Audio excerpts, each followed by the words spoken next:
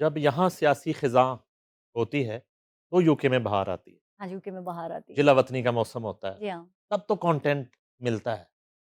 जब यहाँ बहार होती है, तब वहाँ किस तरह जो हमारे जर्नलिस्ट हैं, वो कैसे कंटेंट जनरेट करते हैं, कैसे सर्वाइव करते हैं? क्या आपने स्कोप जर्नलिस्टों के बारे में एक सवाल पूछा था कि मैंने वहाँ पर जर्नलिज़्म में करियर मेरा कैसा था? एग्ज़ैक्टली ये तो आपने बहुत अच्छा सवाल किया है।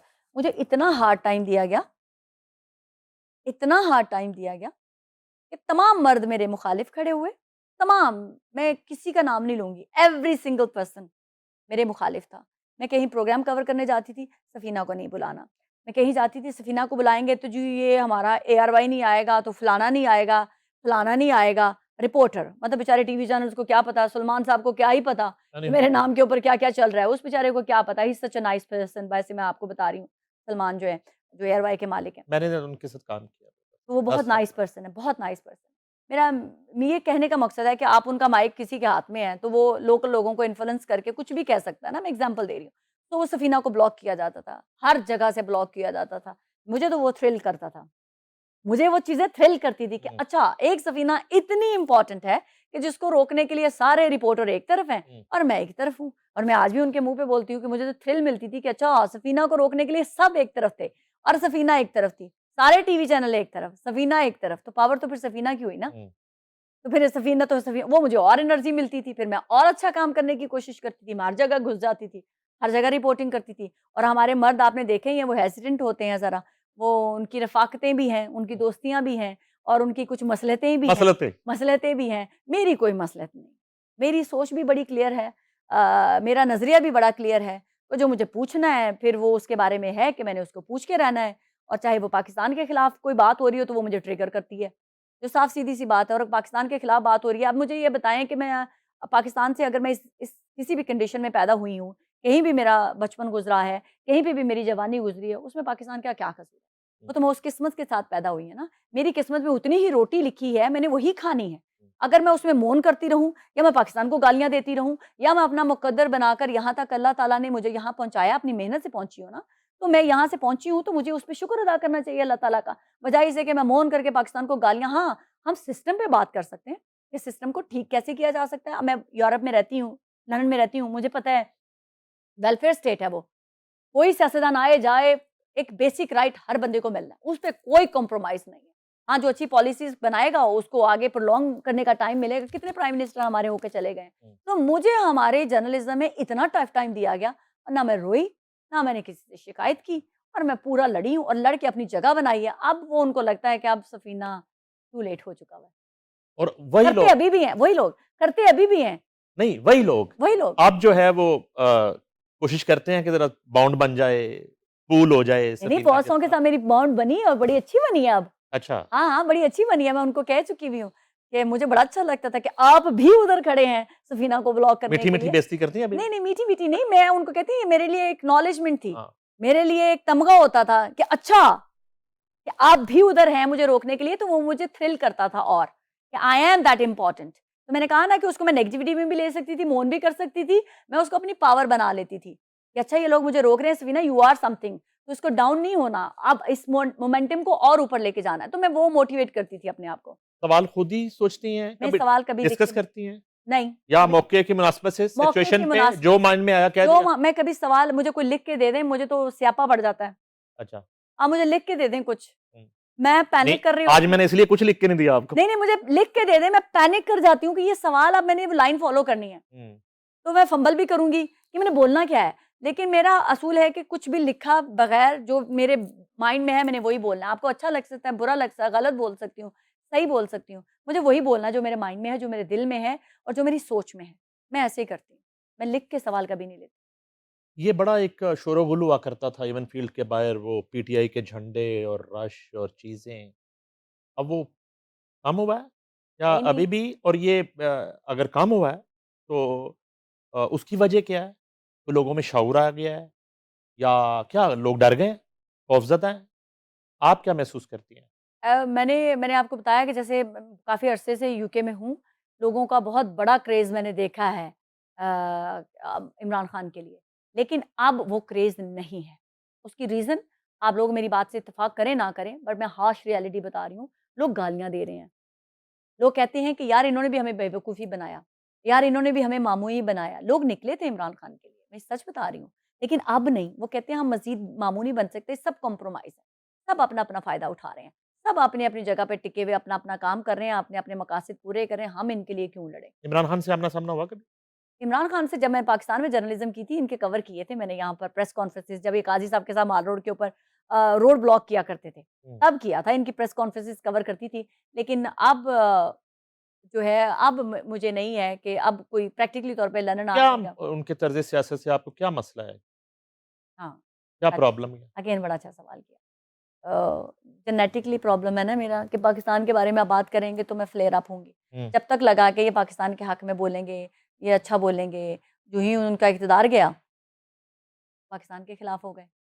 नहीं, पाकिस्तान वो जब तक कब तक था? जब तक आपको लगा कि ये पाकिस्तान के लिए मौज़ू हैं। देखिए पाकिस्तान आपको ले आए, आप अच्छा कर रहे हैं। मेरे लिए हनीफ साहब आप बहुत अच्छे हैं। हुँ। आप दुनिया के बेस्ट इंसान हैं। यूँ ही आप पाकिस्तान के खिलाफ बोलेंगे या पाकिस्तान की मुसल्लह अफ़वाज को टारगेट करेंगे, जेनेटिकली प्रॉब्लम है ना, मैं आपके खिलाफ हो जाऊँगी। मेरा कसूर नहीं है, आप मुझे बुरे नहीं लगते, आपने मेरे साथ कुछ बुरा नहीं किया। पर एक एक फंडामेंटल राइट है ना मेरे पास भी कि मैं आपसे पूछ सकूँ। आपको जो लोग लाए थे, मैंने तो उससे उनसे मज़े नहीं लिए, मैंने तो उनसे ओहदे नहीं लिए, हुँ। मैंने तो उनसे पैसे नहीं बटेरे, मैंने तो उनसे अपने जहाज़ों में सफ़र नहीं किया, आपने किया। तो जब वो आपको लेके आए तब आपको सब अच्छा लग रहा था।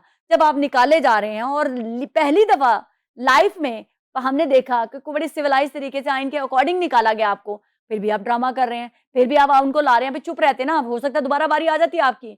आप तो सीधा ही पाकिस्तान पे चढ़ दौड़े, आपके दिमाग में फ़तूर आ गया कि शायद ये सारे पाकिस्तानी आपके साथ हैं और बाकी है ही नहीं, कोई दुनिया में एग्ज़िस्ट ही नहीं करता पाकिस्तान में। आपको फ़ॉर अ व्हाइल आपके ज़हन में आया फ़तूर? हमें भी आया कि भई वाक़ई पाकिस्तानी इनके साथ हैं। लेकिन वो अपनी राह से हटते चले गए ना, उन्होंने पाकिस्तान को टारगेट करना शुरू कर दिया।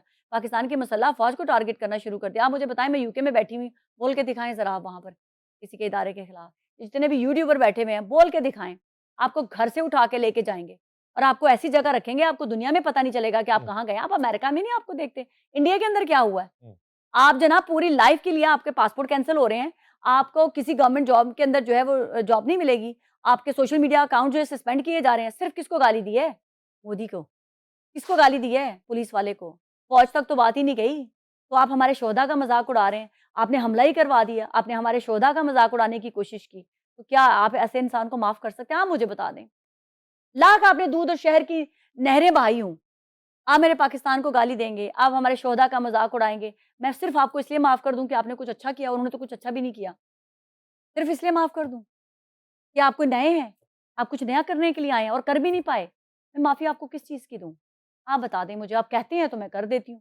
9 मई पे बहुत दिल जला। कि अरे आपको पता नहीं है कितनी हेल्पलेस ना हम लोगों ने महसूस की हुँ। कि पाकिस्तान के ऊपर हमला हो रहा है। ठीक है, फॉर एक सर्टेन मोमेंट हमें भी लगा कि क्यों नहीं रोका जा रहा? बहुत अच्छा किया उन्होंने नहीं रोका, वरना ये फसादी पूरी दुनिया में बेनकाब नहीं होते। बहुत अच्छा किया, अगर वो गोली चला देते, तो आज तक ये लाशें बेच रहे होते। लाशी चाहिए थी इनको? लाशें ही तो चाहिए थी। जिन्ना हाउस ही जलवाया ना हुँ। और उस दोबारा बन गया। जिन्ना हाउस जल गया, सब कुछ दोबारा आबाद है। हम कल देख के आए हैं वहाँ पर। अल्हम्दुलिल्लाह मेरे ख्याल से वो भी एक किसी अच्छे के लिए हुई कि वो जिनाह हाउस को इन्होंने हमला किया, पूरी दुनिया ने देखा पर वो लाइव अब वो जिनाह हाउस है। वहाँ कायदे-आज़म की ज़िंदगी के बारे में सब कुछ बताया जा रहा है। लोगों को कुछ सीखने को मिला ना। उन्होंने तो बुरा किया था, उस बुरे में से अच्छा हो गया ना। उस 9 मई के अगले दिन जो 10 10 मई मई था उस वक़्त यूके में जो ख़ास तौर पे इंडियंस थे, वो खुश थे और जो पीटीआई के वहाँ पे ओवरसीज़ इनके फ़ॉलोअर्स थे, उन्हें कुछ शर्मिंदगी थी, नदामत थी, नहीं थी। 9 मई के असरात क्या रहे? 9 मई के बाद जो हुआ हम तब कोलीग्स इकट्ठे ही थे, एक रेस्टोरेंट में बैठे हुए थे, हम खाना खा रहे थे। हम खाना क्या खाते थे, ट्वीट्स ज़्यादा कर रहे होते थे, देख रहे होते थे, सारी वीडियोज़ अपलोड कर रहे होते थे। इंडिविजुअल सिर्फ़ हमारे फ़ौजी जो है ना वो सरहदों पे नहीं लड़ रहे थे या अपने-अपने ऑफ़िसेज़ में बैठ के ऑपरेट ही नहीं कर रहे थे। हम तमाम जो जो एक सच्चा पाकिस्तानी है, आप भी आई एम श्योर मैं ये नहीं कह रही क्या, आप भी उतने जज़्बाती भी हुए होंगे कि क्यों हमारी फ़ौज जो है रिटेलिएट नहीं कर रही, क्यों रिप्लाई नहीं कर रही, क्यों नहीं कर रही? अब तो कर देना चाहिए। हमने कहा अभी वो देख रहे हैं। मैं अपने कोलीग्स के साथ बैठी हुई थी, मैंने कहा वो देख रहे हैं इंडिया क्या कर सकता है, वो कर ले फिर ये इन्होंने वार करना है। और वही मैं बड़ा प्राउडली उनको कहा, मैंने क्या कहा था कि भाई इन्होंने भरपूर तरीके से वार करना और दिन की रोशनी में वार करना, और वही फिर हमारे डीजीआई इस पे आए तो उन्होंने कहा हम दिन की रोशनी में आप पे अटैक करेंगे। मैंने कहा ये को रात को यही कह के उठी थी। वो देख रहे थे कि ये जो कर सकते हैं वो कर लें, फिर जवाब हमारा होगा। और ये देखें, ये सेंस होती है, इत्मीनान होता है आपकी फौज के ऊपर कि हमें, मुझे यकीन था कि जब इन्होंने जवाब देना, हाँ थोड़ी-सी बेचैनी ज़रूर हो रही थी कि क्यों नहीं दे रहे, अब दे लें, अब दे लें, अब दे लें। अच्छा आज गुज़र गया, अब अगला दिन गुज़र गया, अब 6-7 की रात गुजर गई ना, गुज़र गई। रात तो वो गुजरी, 9 गुजरी। हाँ, 9 गुज़री। तो फिर जब 10 आई ना, तो फिर तो अब लिटरली हम इतनी ज़ोर से स्क्रीम कर रहे थे, इतनी ज़ोर से जश्न मना रहे थे, और फिर तो वो आप मुझे कहने की ज़रूरत नहीं, आप पूरा आपका पूरा पाकिस्तान जो है, वो एक-एक लम्हे में किस तरह उन्होंने एन्जॉय किया और किस तरह से हमने वो सेलिब्रेशन की, वो तो एक तारीख़ का हिस्सा बन गया। और मैं आपकी बात से कहती हुई चली जाऊँ, हम सुना करते थे सहाबाए किराम के ज़माने में भी, अंबिया के ज़माने में कि सिपहसालार होते थे। मैंने अपनी ज़िंदगी में ना कभी पहले सुना था, ना मैंने कभी देखा था। हमने अपनी सेंचुरी का पहला सिपहसालार देखा है, जिसने हम मुसलमानों को, पाकिस्तानियों को प्राउड फ़ील करवाया और पूरी दुनिया में करवाया। मेरा बस चले तो मैं कह दूँ ये पूरी दुनिया में मुसलमानों के फील्ड मार्शल हैं। जो उन्होंने किया है, उसके बाद कॉलर उठा के फिर आप यूके में। अरे कौन कमबख्त है जो ऐसा है जो कह सके कि हम फ़ख्र से नहीं उठते, हम फ़ख्र से। अब पाकिस्तानियों के बारे में कहा गया इतनी ब्रेव कौम है, या ये ड्रोन उठा के कंधे पे फिर रही है। ये हमें चलते हुए कमेंट्स मिलते थे कि भाई you guys are so brave, कि डरे ही नहीं है, मिसाइल चल रहे हैं और वो यहाँ बैठे हुए ऐसे करके देख रहे हैं आप। वो इम्प्रेशन, वो जो गन चलाने की जो पिक्चर वायरल हुई, पाकिस्तानियों ने देखे कहाँ से वो जज्बा आया, हमारी फौज की वजह से, जिसके ऊपर हम उंगली उठाते हैं। सहाबाए किराम, आप पिछले वक्त में चले जाएं, अंबिया भी अपनी फौज रखते थे या नहीं रखते थे? अगर फौज की जरूरत ना होती तो हमारे अंबिया क्यों रखते? आज सल्लल्लाहु अलैहि वसल्लम ने भी अपने साथ फौज रखी हुई थी या नहीं रखी हुई? तो अगर फौज का कोई किरदार नहीं है, जो कहते हैं कि ये खा गई है। मैं तो बलूचिस्तान की वर्कशॉप अटेंड करके आई हूँ। अब तो मैं ये भी चैलेंज करूंगी कि आप लोग कहते हैं ना कि पाकिस्तान की फौज आपका बजट खा जाती है। पहली बात तो मुझे वो बजट सारा पता है कि अब कितना खाती है और नहीं खाती। और ये देखें कि जो हमारी फौज, जो अपने इदारे उन्होंने बनाए हुए, उससे पाकिस्तान की इकोनॉमी में टैक्स कितना वापस करती है। चैलेंज कर रही हूँ कि किसी भी सियासतदान से कहीं वो जरा लेके आए और दिखाए मुझे कि आपके वापस उसी उसी जो आप बजट देते हैं और उसमें से वो टैक्स की सूरत में कितना बजट आपको वापस करते हैं। चैलेंज है मेरा, फिगर लेके आए कोई सियासतदान और फिर मेरे से बात करे। आप बात करते हैं पाकिस्तान की तमाम फोर्सेस इकट्ठी हैं, कोई एक इंडिविजुअल फोर्स नहीं है, वो तमाम फोर्सेस ने मिलकर वो बजट यूज करना है और आपका कम होता गया है, बजट बड़ा नहीं है। मेरे ख्याल से बहुत पहले मियाँ साहब के ज़माने में बजट बढ़ाया गया था पाकिस्तान की मुसल्लह फ़ौज का, उसके बाद हमेशा बजट जो है वो कम ही हुआ है। तो आपका बजट वो खाते हैं, इतने थोड़े से बजट में आपसे 1000 गुना ज़्यादा ताकतवर दुश्मन को उन्होंने शिकस्त दी है। अमेरिका ऐसे नहीं आके आपके सामने बैठ गया जनाब, ताकत के सामने झुका है वो। और किन्होंने वो ताकत का एहसास दिलवाया? हमारी इसी मुसल्लह फ़ौज ने। और मुसल्लह फ़ौज से भी बड़ी बात, सिपहसालार लीड करने वाला कौन था? पहले भी हमारे एक जनरल साहब गुजरे हैं ना, जो आप ही जैसे लोग जाते थे और कहते थे, हमारा तो उनसे मौका नहीं मिला उनको बात करने का, सुनने का, जो कहते थे हमारे टैंकों में तेल नहीं है, हम क्या लड़ेंगे? उन्होंने नहीं कहा। मेरा चलिए वो आपसे करेक्शन, ये आप जैसे जर्नलिस्टों ने, ये बाजवा, जनरल बाजवा की बात नहीं है। ये आप करेक्ट कीजिएगा, आप करेक्ट ये कीजिएगा। हामिद मीर की खुद साख्ता एक उनका स्टेटमेंट था। मैं चैलेंज करता हूं इस बात का। जनरल बाजवा जिंदा है ना? Thank you so much. हम तो ठीक है? बेचारे उन्हीं नो की नो नो नो, इसको मैं इंफॉर्मेशन नहीं कह रहा, मैं फैक्ट, फैक्ट बता रहा हूं आपको। ये मेरी इंफॉर्मेशन नहीं है और मैं चैलेंज करता हूं। देखिए हम तो मैं उनको बड़ी रिस्पेक्ट है, oh my Hamid God, Mir की बड़ी रिस्पेक्ट है। आई एम सो ये एम्बैरेस्ड। उन्होंने नहीं कहा था, ये जनरल बाजवा ने नहीं कहा था, ये हामिद मीर का स्टेटमेंट। क्यों नहीं काउंटर किया गया? और एक छोटी सी बात है, मैं इस बात को अगेन चैलेंज करता हूं। वक्त के आर्मी चीफ ने यह मशवरा कैपिटल टॉक के एंकर से करना था कि इंडिया को जवाब देना है या नहीं देना? आप जैसे लोग, मैंने कहा आप जैसे लोगों ने हमें बताया नहीं कि जनाब वो कहते हैं कि जी हमारे टैंकों में तेल नहीं है। अभी और आपको पता है यही सवाल वहां पर बैठे हुए जो हमारे बलूचिस्तान की वर्कशॉप थी ना, उनसे पूछा गया और ये बार बार सवाल पूछा गया और उनसे बार बार कहा गया। लेकिन अल्लाह ताला का शुक्र है क्योंकि इस सिपहसालार ने तो दुनिया में वैसे ही हमारा नाम रोशन कर दिया। ये अल्हम्दुलिल्लाह। आपने जो बात करेक्ट करके ये हिस्ट्री को दोबारा करेक्ट ये किया। इत्तेफाक है, आपके शो में बात हो गई और ये रिकॉर्ड रहेगी, बहुत रिकॉर्ड और रहेगी, वक्त बताएगा। नहीं नहीं नहीं और, नहीं नहीं, ये तो क्लिप और चलेगा, आपका हाथ होगा, ये क्लिप चलेगा, ठीक है? और मैं जो है ना चैलेंज कर रहा हूँ, ये क्लिप चलेगा, बिल्कुल। ये तो क्लिप चलेगा। जनरल बाजवा ने ये बात कभी नहीं कही, कभी नहीं की। so और अगर दूसरी बात पे भी आप आ जाएं, जब एक मिसाइल गिरा था, हाँ। आपको याद होगा, गालबन सियालकोट, चल या नारोवाल उसी बॉर्डर पे सेक्टर, कहीं। और उन्हीं दिनों अदम एतमाद चल रहा था। हाँ, अब वो हाँ, वाकया हाँ। भी आपसे शेयर कर लेता हूँ, हाँ, वो इससे जुड़ा हुआ वाकया है। हाँ। तब जो है जनरल बाजवा ने जब उस वक्त के प्राइम मिनिस्टर से कोशिश की, तो 2 दिन तक वो राब्ते में नहीं आ रहा था। चीफ एग्जीक्यूटिव आर्मी चीफ के राब्ते में नहीं आ रहा। सिर्फ ये डिस्कशन थी, उसे पता था डिस्कशन ये होनी है, तो उनका जवाब देना है इस मिसाइल का हमने फौरन। My God. 2 दिन बाद जब मुलाकात होती है, तो चीफ कहते हैं वक्त के प्राइम मिनिस्टर को कि सर मैं 2 दिन से इस वजह से आपसे मिलना चाह रहा था। उन्होंने कहा उसको छोड़ें, ये अदम एतमाद का बताएं कि आप मेरे साथ क्या करवा रहे हैं। उन्होंने कहा मेरा तो इसमें कोई हाथ नहीं है। आप उन्होंने कहा ये मैं तो आया हूं कौमी सलामती का इशू डिस्कस करने। उन्होंने कहा ना, कौमी सलामती का इशू इंडिया की तरफ से मिसाइल गिरना नहीं है, कौमी सलामती का इशू मेरे खिलाफ अदम एतमाद। अब आपने खुद ही जवाब दे दिया कि क्यों मैंने इमरान खान को कहा। अल्लाह का शुक्र है इतनी सेंस है ना फिर इंसान के अंदर, कि जिस इंसान को अपनी ज़ात के अलावा पाकिस्तान से कोई लेना-देना नहीं है, जो पाकिस्तान की सालमियत के अलावा अपने आप के अपनी ज़ात को प्रेफ़र कर रहा था, आपने सम अप कर दिया मेरी बात को। यही तो है जिस ज़ात इंसान को अपनी ज़ात अज़ीज़ थी, पाकिस्तान अज़ीज़ नहीं था। और अब मैं कहती हूँ कि आप जैसे लोग क्यों नहीं राइटली बोलते? परसेप्शन क्यों बनने देते हैं?